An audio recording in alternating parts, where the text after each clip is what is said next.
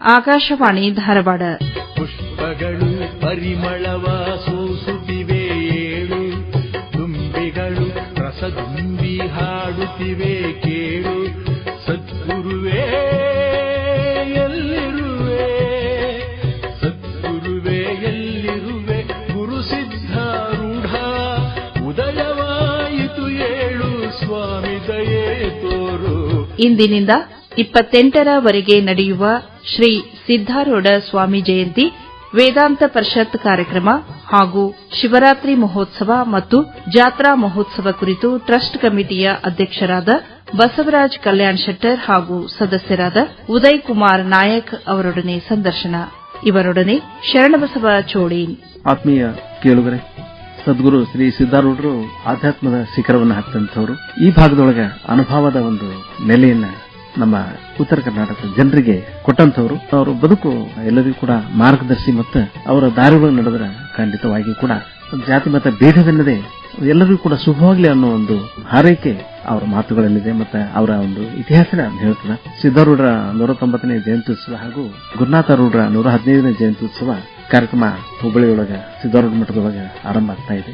ಈ ಒಂದು ಸಂದರ್ಭದೊಳಗ ನಮ್ಮ ಜೊತೆಗೆ ಬಸವರಾಜ್ ಸಿ ಕಲ್ಯಾಣ್ ಶೆಟ್ಟರ್ ಅವರಿದ್ದಾರೆ, ಚೇರ್ಮನ್ ಸಿದ್ಧಾರೂಢ ಸ್ವಾಮಿಯವರ ಮಠ ಟ್ರಸ್ಟ್ ಕಮಿಟಿ ಹುಬ್ಬಳ್ಳಿ. ಹಾಗೇನೆ ಉದಯ್ ಕುಮಾರ್ ನಾಯಕ್ ಅವರಿದ್ದಾರೆ, ಆರೂಢ ಜ್ಯೋತಿಯ ಅಧ್ಯಕ್ಷರು ಹಾಗೂ ಟ್ರಸ್ಟ್ ನ ಸದಸ್ಯರು. ನಿಮ್ಮೆಲ್ಲರ ಪರವಾಗಿ ಆತ್ಮೀಯ ಕೇಳುಗರೆ ಇಬ್ಬರನ್ನು ಸ್ವಾಗತ ಮಾಡ್ತಾ ಇದ್ದೀವಿ. ಬಸವರಾಜ್ ಕಲ್ಯಾಣ್ ಶೆಟ್ಟರ್ ಅವರೇ, ನಿಮಗೆ ಸ್ವಾಗತ. ಉದಯ್ ಕುಮಾರ್ ನಾಯಕ್ ಅವರೇ, ನೀವು ಕೂಡ ಸ್ವಾಗತ, ಸುಸ್ವಾಗತ. ನೋಡ್ರಿ, ಈಗ ಒಂದು ವಿಜೃಂಭಣೆಯ ಒಂದು ಕಾರ್ಯಕ್ರಮ ತಾವು ಮಾಡ್ತಾ ಇದ್ದೀರಿ. ಸಿದ್ಧಾರೂಢರ ಜಯಂತ್ಯುತ್ಸವನ್ನ ಮತ್ತು ಗುರುನಾಥರೂಢರ ಜಯಂತ್ಯುತ್ಸವ ಆಚರಿಸ್ತಾ ಇದ್ದೀರಿ. ಏನು ತಯಾರು ಮಾಡ್ಕೊಂಡಿದ್ದೀರಿ? ಯಾವ ತರ ತಮ್ಮ ಕಾರ್ಯಕ್ರಮಗಳಾಗಬೇಕು ಅಂತ ಹೇಳಿ ಅನ್ಕೊಂಡಿದ್ದೀರಿ? ಓಂ ನಮಃ ಶಿವಾಯ. ಸಿದ್ಧಾರೂಢರು ಈ ಜಗತ್ತಿಗೆ ಅವತಾರವಾಗಿ ಸುಮಾರು 190 ವರ್ಷಗಳು ಗತಿಸಿ ಹೋಯಿತು. ಆ ಒಂದು 190 ವಯಸ್ಸು ಗತಿಸಿದ ಹಿನ್ನೆಲೆಯಲ್ಲಿ ಅವರೊಂದು ಜಯಂತ್ಯೋತ್ಸವ ಕಾರ್ಯಕ್ರಮ, ಗುರುನಾಥರೂಢರ ಒಂದು 115ನೇ ಜಯಂತ್ಯೋತ್ಸವ ಮತ್ತು ಸಿದ್ಧಾರೂಢರ ಒಂದು ಜೀವನ ಸ್ಥೈಲಿ ಇದ್ದಾಗಲೇ ಅವರ ಒಂದು ಕಥಾಮೃತವನ್ನ ರಚಿಸಿದಂತಹ ಶಿವರಾಮ್ ಚಂದ್ರಗಿರಿ ಅವರ ಒಂದು ಕಥಾಮೃತದ ಒಂದು 100ನೇ ವರ್ಷದ ಶತಮಾನೋತ್ಸವದ ಕಾರ್ಯಕ್ರಮವನ್ನ ನಾವು ಹುಬ್ಬಳ್ಳಿಯ ಸದ್ಗುರು ಸಿದ್ಧಾರೂಢ ಮಠದಲ್ಲಿ ಒಂದು ಅದ್ದೂರಿಯಾಗಿ ಮಾಡಬೇಕನ್ನುವಂತ ಒಂದು ನಿರ್ಣಯವನ್ನ ಟ್ರಸ್ಟ್ ಕಮಿಟಿಯಿಂದ ತೆಗೆದುಕೊಂಡು ಎಲ್ಲರೂ ಇದರಲ್ಲಿ ಭಾಗವಹಿಸಿ ಸದ್ಗುರು ಸಿದ್ಧಾರೂಢರ ಕೃಪೆಗೆ ಪಾತ್ರರಾಗಬೇಕಂತ ಹೇಳಿ ಈ ಕಾರ್ಯಕ್ರಮವನ್ನು ಹಮ್ಮಿಕೊಂಡಿದ್ವಿ. ಈ ಕಾರ್ಯಕ್ರಮ ಬಹಳ ಯಶಸ್ವಿಯಾಗಿ ಎಲ್ಲ ಕಡೆ ಈಗ ಜರುಗ್ತಾ ಇದೆ. ಅದೇ ರೀತಿಯಾಗಿ ಈ ಒಂದು ಕಾರ್ಯಕ್ರಮದ ಹಿನ್ನೆಲೆಯಲ್ಲಿ ಒಂದು ಆರೂಢ ಜ್ಯೋತಿ ಕಾರ್ಯಕ್ರಮವನ್ನು ಸಿದ್ಧಾರೂಢ ಒಂದು ಚಳಕಾಪುರದಿಂದ, ಸಿದ್ಧಾರೂಢರ ಒಂದು ಜನ್ಮಸ್ಥಳವಾದಂತಹ ಚಳಕಾಪುರದಿಂದ ಪ್ರಾರಂಭವಾಗಿ ಅದು ಆಂಧ್ರ, ಮಹಾರಾಷ್ಟ್ರ, ಗೋವಾ ಸುಮಾರು 56 ದಿನಗಳ ಕಾಲ ಸದ್ಗುರು ಸಿದ್ಧಾರೂಢರ ರಚಿತ ಒಂದು ಗ್ರಂಥ 56 ದಿನ ಇರುವುದರಿಂದ 56 ದಿನ ಅಧ್ಯಾಯ ಒಂದು ಕಾರ್ಯಕ್ರಮವನ್ನ ಈ ಆರೂಢ ಜ್ಯೋತಿ ಕಾರ್ಯಕ್ರಮ ಸುಮಾರು 23/12/2024ರಿಂದ ಶಿವಕುಮಾರ ಮಹಾಸ್ವಾಮಿಗಳು ಬೀದರ್ ಅವರ ಒಂದು ಅಮೃತೋತ್ಸವದಿಂದ ಪ್ರಾರಂಭವಾಗಿ 18/2/2025 ಹುಬ್ಬಳ್ಳಿಗೆ ಆಗಮಿಸ್ತಾ ಇದೆ. ಸಿದ್ಧಾರೂಢರ ಒಂದು ಆರೂಢ ಜ್ಯೋತಿ ಅಂದ್ರೆ ಅದು ಆರದ ಜ್ಯೋತಿ, ಜ್ಞಾನದ ಜ್ಯೋತಿ. ಅದು ಸಿದ್ಧಾರೂಢರ ಜ್ಯೋತಿ ಇವತ್ತಿನ ದಿನ ಬಹಳಷ್ಟು ಎಲ್ಲ ಗ್ರಾಮಗಳಲ್ಲಿ ಸಿದ್ಧಾರೂಢರ ಒಂದು ಕಂಪನ್ನ ಎಲ್ಲರಿಗೂ ಬೀಳಿ, ಆಮೇಲೆ ಸದ್ಗುರು ಸಿದ್ಧಾರೂಢಪ್ಪನವರ ಗುರುನಾಥಪ್ಪರ ಒಂದು ಆಶೀರ್ವಾದ ಎಲ್ಲರಿಗೂ ಇರಲಿ ಅನ್ನುವಂತ ಒಂದು ಉದ್ದೇಶದಿಂದ ಈ ಒಂದು ಆರೂಢ ಜ್ಯೋತಿ ಕಾರ್ಯಕ್ರಮ ಹಮ್ಮಿಕೊಂಡಿದ್ವಿ. ಅದೇ ರೀತಿಯಾಗಿ 19ನೇ ತಾರೀಕು ಸುಮಾರು 10,000 ಜನ ಕುಂಭ ಆರತಿ ಹಾಗೂ ಸುಮಂಗಲೆಯರು ಮತ್ತು ಪುರುಷರು ಸಿದ್ಧಾರೂಢರ ಒಂದು ಕಥಾಮೃತವನ್ನ ಮಸ್ತಕದ ಮೇಲೆ ಇಟ್ಟುಕೊಂಡು ಸಕಲ ವಾದ್ಯ ಮೇಳದೊಂದಿಗೆ ಸುಮಾರು 108 ಪರಮ ಪೂಜ್ಯರು ಮತ್ತು ಎಲ್ಲರನ್ನ ಬೆಳ್ಳಿಯ ಒಂದು ಸಾಲೋಟ್ನಲ್ಲಿ ಕೂಡಿಸಿಕೊಂಡು ಅದ್ದೂರಿಯಾಗಿ ಹುಬ್ಬಳ್ಳಿಯ ಜಡಸಿದ್ದೇಶ್ವರ ಮಠದಿಂದ ಸಿದ್ಧಾರೂಢ ಮಠದವರೆಗೆ ಒಂದು ಶೋಭಾಯಾತ್ರೆಯನ್ನು ಮಾಡಬೇಕನ್ನುವಂತ ಸಂಕಲ್ಪವನ್ನು ಹೊಂದಿದ್ದು ಇದು ಅತ್ಯಂತ ಯಶಸ್ವಿಯಾಗಿ ಜರಲಿಕ್ಕೆ ಸಾಕಷ್ಟು ಜನ ಗ್ರಾಮಸ್ಥರು ಮತ್ತು ಹುಬ್ಬಳ್ಳಿಯ ಭಾಗದ ಸುಮಾರು 10,000 ರಿಂದ 15,000 ಜನ ಸೇರುವ ನಿರೀಕ್ಷೆ ಇದೆ. ಈ ಒಂದು ಕಾರ್ಯಕ್ರಮದಲ್ಲಿ ಎಲ್ಲರೂ ಭಾಗವಹಿಸಬೇಕಂತ ಹೇಳಿ ಸದ್ಭಕ್ತರಲ್ಲಿ ಒಂದು ವಿನಂತಿಯನ್ನು ಮಾಡಿಕೊಂಡು ಬಸವರಾಜ್ ಕಲ್ಯಾಣ್ ಶೆಟ್ಟರ್ ಅವರು ಹೃತ್ಪೂರ್ವಕವಾದ ಕೆಲಸ ಮತ್ತು ಸರ್ವಧರ್ಮ ಸಮನ್ವಯಕ್ಕೆ ಸಿದ್ಧಾರೂಢ ಮಠ ಬಹಳ ಹೆಸರಾಗಿದೆ. ಎಲ್ಲ ಧರ್ಮದವರಿಗೆ ಅವಕಾಶವಿರುವಂತಹದ್ದು ಮತ್ತೆ ಮುಖ್ಯವಾಗಿ ಸಾರ್ವಜನಿಕವಾಗಿ ಒಂದು ಭಕ್ತಿಯ ಭಾವವನ್ನು ಪ್ರಾರ್ಥನೆಗಿರುವಂತಹ ಶಕ್ತಿ ಏನಿದೆ ಅನ್ನೋದು ನಮ್ಮ ಸಿದ್ಧಾರೂಢ ಮಠಕ್ಕೆ ಹೋಗಿ ನಾವು ಅನುಭವಿಸಬೇಕದನ್ನ, ಅಷ್ಟು ಚೆನ್ನಾಗಿದೆ. ಉದಯ್ ಕುಮಾರ್ ನಾಯಕ್ ಅವರೇ, ತಾವು ಆರೂಢ ಜ್ಯೋತಿಯ ಸಮಿತಿಯ ಅಧ್ಯಕ್ಷರಾಗಿದ್ದೀರಿ. ಒಟ್ಟಾರೆ ಈ ಒಂದು ಸರದ ಜಾತ್ರಾ ವಿಶೇಷ ಏನದ, ತಾವು ಒಂದೆರಡು ಮಾತು ಹೇಳ್ಬೋದಾ? ಏನು?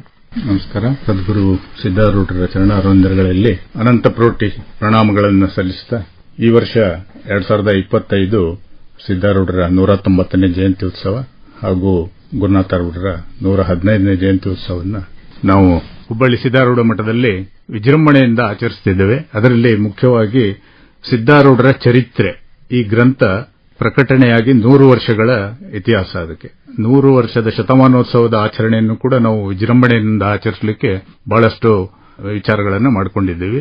ಈ ಸಿದ್ಧಾರೂಢರ ಜ್ಯೋತಿ ಯಾತ್ರೆ ಚಳಕಾಪುರದಿಂದ ಪ್ರಾರಂಭವಾಗಿ 4 ರಾಜ್ಯಗಳಲ್ಲಿ ಸಂಚರಿಸಿ ಆಂಧ್ರ, ಕರ್ನಾಟಕ, ಗೋವಾ ಮತ್ತು ಮಹಾರಾಷ್ಟ್ರ ಈ 4 ರಾಜ್ಯಗಳಲ್ಲಿ ಸಂಚರಿಸಿ 56 ದಿನಗಳ ನಂತರ 8ನೇ ತಾರೀಕು ವಾಪಸ್ ಸಿದ್ದಾರೂಢ ಮಠಕ್ಕೆ ಬರ್ತಾ ಇದೆ. ಇದರ ಮುಖ್ಯ ಉದ್ದೇಶ ಅಂದ್ರೆ ಜ್ಞಾನವನ್ನ ಎಲ್ಲ ಕಡೆಗೂ ಪಸರಿಸುತ್ತಾ ಮತ್ತೆ ಜಾಗೃತಿಯನ್ನು ಉಂಟು ಮಾಡುವಂತದ್ದು. ಆಮೇಲೆ 20ನೇ ತಾರೀಕಿಂದ 26ರವರೆಗೆ ವಿಶ್ವಶಾಂತಿಗಾಗಿ ವಿಶ್ವ ವೇದಾಂತ ಪರಿಷತ್ ಅಂತ ಒಂದು ದೊಡ್ಡ ಕಾರ್ಯಕ್ರಮವನ್ನು ಹಮ್ಮಿಕೊಂಡಿದ್ದೇವೆ.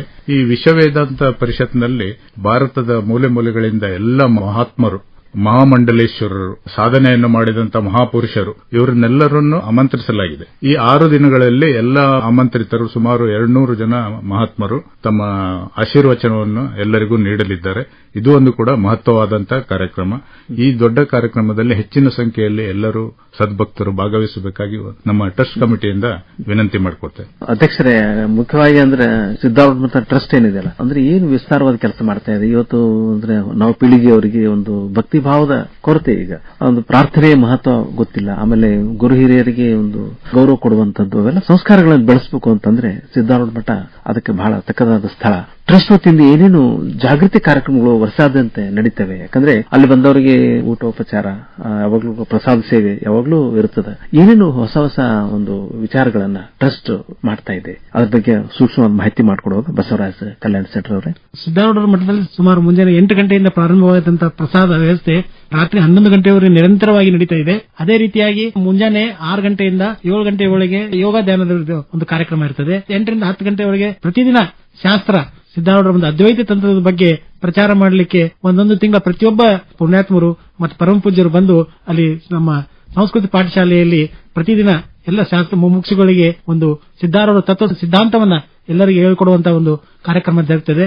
ಮತ್ತು ಸಾಯಂಕಾಲ 6 ಗಂಟೆ ನಂತರನೂ 1 ತಾಸು ಪ್ರವಚನ ಇರ್ತದೆ. ಡೈಲಿ ಸಿದ್ದಾರೂಢ ಮಠದಲ್ಲಿ ನಿರಂತರವಾಗಿ ಕಾರ್ಯಕ್ರಮಗಳು ಜರುಗ್ತಾ ಇರ್ತವೆ. ಒಂದು ಸಿದ್ದಾರೂಢ ಮಠದಲ್ಲಿ ಪ್ರತಿದಿನ 8 ರಿಂದ 10,000 ಜನ ಭಾಗವಹಿಸಿ ಪ್ರತಿದಿನ ಪ್ರಸಾದವನ್ನು ತೆಗೆದುಕೊಂಡು ಪುನೀತರಾಗ್ತಾರೆ ಅನ್ನುವಂತ ಹೇಳಿಕೆ ನನಗೆ ಬಹಳಷ್ಟು ಖುಷಿ ಆಗ್ತಿದೆ. ಉದಯ್ ಕುಮಾರ್ ನಾಯಕ್ ಅವರೇ, ಸಿದ್ದಾರೂಢ ತತ್ವಗಳೇನಿದೆಯಲ್ಲ ಅದ್ವೈತ ಸಿದ್ಧಾಂತ ಅವ್ರದ್ದು, ಆಮೇಲೆ ಅವರ ಒಂದು ಬಹಳ ಹಿರಿದಾದ ಮಾಹಿತಿ ಇದೆ. ಮತ್ತು ಮುಖ್ಯವಾಗಿ ಜನಸಾಮಾನ್ಯರು ಇಂದಿನ ಕಾಲದೊಳಗೆ ಸಿದ್ದಾರೂಢ ವಿಚಾರಗಳನ್ನ ತತ್ವಗಳನ್ನು ಹೇಗೆ ನೆನಪಿಡಬೇಕು, ಹೇಗೆ ಅವರು ತಮ್ಮ ಜೀವನಕ್ಕೆ ಅನುಕೂಲವಾಗುವ ನಿಟ್ಟಿನೊಳಗೆ ಕಾಯವಾಚ ಮನುಷ್ಯ ನಾವು ಒಂದು ಅನುಭವ ಭಾವನೆಯನ್ನು ಹೊಂದಿದಾಗ ಖಂಡಿತವಾಗಿ ಕೂಡ ನಮಗೂ ಒಳ್ಳೇದಾಗ್ತದೆ, ಹಾಗೂ ನಮ್ಮನ್ನ ಆಶ್ರಯಿಸಿದವರಿಗೂ ಒಳ್ಳೇದಾಗ್ತದೆ, ಮತ್ತೆ ಇನ್ನೊಬ್ಬರಿಗೂ ಕೂಡ ಒಳ್ಳೇದು ಮಾಡಬೇಕು ಅನ್ನೋ ಒಂದು ಉದ್ದೇಶ ಏನಿದೆಯಲ್ಲ, ಎಲ್ಲರಿಗೂ ಕೂಡ ಸರ್ವರಿಗೂ ಸುಮಂಗಲವಾಗಲಿ ಅನ್ನೋ ಒಂದು ಸಿದ್ದಾರೂಢ ತತ್ವ ಏನಿದೆಯಲ್ಲ, ಹೇಗೆ ಅವನ್ನೆಲ್ಲ ನೆನ್ಪಿಟ್ಕೊಳ್ಬೇಕು ಅಂತ ಹೇಳ್ತೀರಾ ಉದಯ್ ಕುಮಾರ್ ಅವರೇ? ಭಾರತೀಯ ಸಾಂಸ್ಕೃತಿಕ ಇತಿಹಾಸದಲ್ಲಿ 19ನೆಯ ಶತಮಾನ ಸುವರ್ಣಾಕ್ಷರಗಳಿಂದ ಲಿಖಿತಗೊಳ್ಳುವ ಮಹಾಪರ್ವಕಾಲ. ಆಗ ಭಾರತದ ಪುಣ್ಯಪ್ರಭೆ ಪರಕೀಯರ ಮೇಲೂ ಸಹ ತನ್ನ ಪಾವನಕರ ಪ್ರಭಾವವನ್ನು ಬೀರುವ ಅದ್ಭುತ ಸಾಂಸ್ಕೃತಿಕ ಆಂದೋಲನವೊಂದು ನಡೆಯಿತು. ಮಹಾನ್ ಸತ್ಪುರುಷರು ಉಜ್ವಲ ತಾರೆಗಳಂತೆ ಉದಯಿಸಿದರು. ಕನ್ನಡ ನಾಡಿನಲ್ಲಿ ಶ್ರೀ ಚಿದಂಬರೇಶ್ವರ, ಗರಗದ ಮಡಿವಾಳೇಶ್ವರ, ನವಗಲ್ಗುಂದದ ನಾಗಲಿಂಗೇಶ್ವರ, ಶಿಶುನಾಳ ಶರೀಫರು, ಶಿವಯೋಗಿಗಳು ಮೊದಲಾದವರು ಕನ್ನಡಾಂಬೆಯ ಪುಣ್ಯ ಗರ್ಭದಿಂದ ಉದಯಿಸಿ ಬಂದ ತಮ್ಮ ದರ್ಶನ ದಿವ್ಯ ಪ್ರಬೋಧಗಳಿಂದ ಜನಮನದ ನೈತಿಕ ಆಧ್ಯಾತ್ಮಿಕ ಪರಂಜ್ಯೋತಿ ಬೆಳಗಂತೆ ಕೃಪೆ ಮಾಡಿದವರು ಹುಬ್ಬಳ್ಳಿಯ ಶ್ರೀ ಸಿದ್ದಾರೂಢ ಮಹಾಸ್ವಾಮಿಗಳು.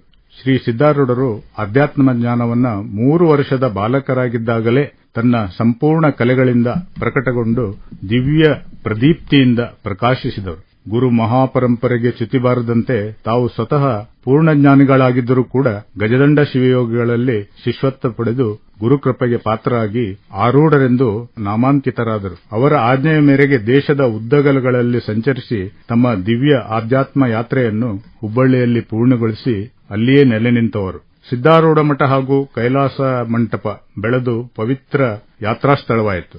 ಶ್ರೀ ಸಿದ್ದಾರೂಢರ ದರ್ಶನಾಶೀರ್ವಾದಗಳಿಂದ ಅವರ ಅಮೃತ ವಾಣಿಯಿಂದ ಹೊರಹೊಮ್ಮುತ್ತಿದ್ದ ಆ ದಿವ್ಯೋಪದೇಶ ಸವಿಯೂಟದಿಂದ ಭಕ್ತರ ಭವದಾವಾನಲದಿಂದ ಬೆಂದ ನೊಂದವರಿಗೆ ಭಕ್ತರ ಶಾಂತಿ ಸಮಾಧಾನಗಳು ಲಭಿಸಿದರು. ಶಿಷ್ಯರ ಮನದಾಳದಲ್ಲಿ ಮನೆ ಮಾಡಿಕೊಂಡಿದ್ದ ಅಜ್ಞಾನ ಸಂಶಯಗಳನ್ನು ತೊಲಗಿಸಿ ಸುಜ್ಞಾನ ಸತ್ಪ್ರಕಾಶ ಮಿಂಚಿತು. ಅದ್ವೈತ ಸಾಮ್ರಾಟ ಸುಜ್ಞಾನ ಚಕ್ರವರ್ತಿ ಶ್ರೀಮದ್ ಸದ್ಗುರು ಶ್ರೀ ಸಿದ್ದಾರೂಢರು ನುಡಿದರೆ ಮುತ್ತಿನ ಹಾರದಂತಿತ್ತು, ಸ್ಫಟಿಕದ ಸಲಾಕೆ ಅಂತಿತ್ತು, ಮಾಣಿಕ್ಯದ ದೀಪ್ತಿ ಅಂತಿತ್ತು. ಅವರು ಅಧ್ಯಾತ್ಮ ಜ್ಞಾನದ ವಿಶಾಲವಾದ ವಿದ್ಯಾಸಾಗರವೇ ಆಗಿದ್ದರು, ಕರುಣೆಯ ಸಾಗರವೇ ಆಗಿದ್ದರು. ಅವರ ಅನೇಕ ಅಗ್ರಗಣ್ಯ ಶಿಷ್ಯರು ಐರಣೀಯ ಪರಮಹಂಸ ಪರಮಪೂಜ್ಯರಾದ ಶ್ರೀ ಮುಪ್ಪಿನಾರ್ಯ ಮಹಾತ್ಮರು, ಶ್ರೀಮಠದ ಮೌನಯೋಗಿ ಶ್ರೀ ಗುರುನಾಥ ರೂಢರು, ಶಾಂತಾಶ್ರಮದ ಆರೂಢ ಜ್ಯೋತಿ ಸದ್ಗುರು ಶಿವಪುತ್ರ ಮಹಾಸ್ವಾಮಿಗಳು, ಗೋಪನಕೊಪ್ಪದ ಪರಮಹಂಸ ಸದ್ಗುರು ಶ್ರೀ ಸಿದ್ದವೀರ ಮಹಾಸ್ವಾಮಿಗಳು, ಶ್ರೇಷ್ಠತೆಯ ಗುರುಭಕ್ತ ಪರಮಜ್ಞಾನಿ ಶ್ರೀ ಕಬೀರದಾಸರು, ಜಡೇಮಠದ ಪರಮಹಂಸರು ಶ್ರೀ ಶಂಕರಾನಂದ ಸ್ವಾಮಿಗಳು, ದೇವರ ಹುಬ್ಬಳ್ಳಿಯ ಮಹಾದೇವರಾಗಿದ್ದ ಪರಮಪೂಜ್ಯ ನಾಗಾಭೂಷಣ ಶಿವಯೋಗಿಗಳು, ಗೋಕಾಕದ ಪರಮಪೂಜ್ಯರಾದ ಶ್ಯಾಮಾನಂದ ಶ್ರೀಗಳು ಮೊದಲಾದವರು ಎಲ್ಲರೂ ಶ್ರೀ ಸಿದ್ದಾರೂಢರು ನಾಡಿಗೆ ನೀಡಿದಂತಹ ಅಪೂರ್ವವಾದ ಆಸ್ತಿಯಾಗಿದ್ದರು. ಅವರೆಲ್ಲರೂ ಜ್ಯೋತಿ ಮುಟ್ಟಿ ಜ್ಯೋತಿಯೇ ಆಗಿದ್ದರು, ಗುರು ಮುಟ್ಟಿದ ಗುರುಗಳೇ ಆಗಿದ್ದರು. ಶ್ರೀ ಮನ್ನಿಜಗುಣ ಶಿವಯೋಗಿಗಳ ಕೈವಲ್ಯ ಪದ್ಧತಿಯನ್ನ ಸರಳವಾಗಿ ಕನ್ನಡದಲ್ಲಿ ತಿಳಿಸಿದಂತವರು, ಬೋಧೆ ಮಾಡಿದವರು ಶ್ರೀ ಸಿದ್ದಾರೂಢ ಮಹಾತ್ಮರು. ಅದ್ವೈತ ಸಿದ್ಧಾಂತವನ್ನು ಬೋಧಿಸಿದ್ದಲ್ಲದೆ ಸ್ವತಃ ಅದರಂತೆ ನಡೆನುಡಿಯಲ್ಲಿ ಆಚರಿಸಿದರು. ಬಾಹ್ಯ ಚಿಹ್ನೆಗಳಿಂದ ವಿಜೃಂಭಿಸದೆ ಕೇವಲ ತಮ್ಮ ಒಂದು ಕೈಪೆ ಮತ್ತು ಮಗಿಗಳಿಂದ ಅವರು ಶೋಭಿಸ್ತಾ ಇದ್ದರು. ಎಲ್ಲ ಧರ್ಮದವರನ್ನ ಪ್ರೀತಿಯಿಂದ ಅವರಿಗೆ ಆಶೀರ್ವಚನವನ್ನು ನೀಡಿದಂತವರು ಸಿದ್ದಾರೂಢ ಮಹಾಸ್ವಾಮಿ. ಬಹಳ ಸಂತೋಷ ಉದಯ್ ಕುಮಾರ್ ನಾಯಕ್ ಅವರು ಬಹಳ ಉತ್ಕೃಷ್ಟವಾದ ಮಾಹಿತಿಯನ್ನು ನೀಡಿದ್ದೀರಿ. ಸಿದ್ದಾರೂಢರ ಪ್ರವಚನ ಅಂತಂದ್ರೆ ಜನಜನಿತವಾಗಿದ್ದವರು. ಯಾಕಂದ್ರೆ ಎಷ್ಟೋ ಒಂದು ಸಮಾಜದ ಅಂಕುಡೊಂಕುಗಳನ್ನು ತಿದ್ದಲಿಕ್ಕೆ ಮತ್ತೆ ಮನಸ್ಸಿನೊಳಗಡೆ ಸಾಕಷ್ಟು ಕ್ಲೇಶಗಳಿತ್ತು, ಸಾಕಷ್ಟು ತೊಂದರೆಗಳಿತ್ತು, ಅವುಗಳನ್ನೆಲ್ಲ ಪರಿಹರಿಸಲಿಕ್ಕೆ ಭಕ್ತರಿಗೆ ಬಹಳ ಸಹಕಾರ ಮಾಡಿದ್ದಾರೆ. ಇವತ್ತಿಗೂ ಕೂಡ ಹುಬ್ಬಳ್ಳಿ ಸಿದ್ದಾರೂಢ ಮಠ ಅಂದ್ರೆ ಹುಬ್ಬಳ್ಳಿ ಅಂದ್ರೆ ಸಿದ್ದಾರೂಢ ಮಠ ಅನ್ನೋ ಮಟ್ಟಿಗೆ ಅಷ್ಟು ಜನಪ್ರಿಯತೆಯನ್ನು ಪಡೆದಿದೆ. ಸಾಕಷ್ಟು ಜನ ಶಿವರಾತ್ರಿ ಸಮಯದೊಳಗ ಪಾದಯಾತ್ರೆ ಮಾಡ್ತಾರೆ, ಮತ್ತೆ ಅಲ್ಲಿ ಪಟ್ಟಾಭಿಷೇಕ, ಆಮೇಲೆ ಮತ್ತೆ ಮುಖ್ಯವಾಗಿ ಅಲ್ಲಿ ಬಹಳ ವಿಶೇಷವಾಗಿರುವಂತಹದ್ದು ತೆಪ್ಪದ ತೇರು. ಅದ್ರ ಬಗ್ಗೆ ಒಂದಿಷ್ಟು ಮಾಹಿತಿ ಕೊಡ್ರಿ ಅಧ್ಯಕ್ಷರೇ, ಬಸವರಾಜ್ ಕಲ್ಯಾಣ್ ಶೆಟ್ರೆ.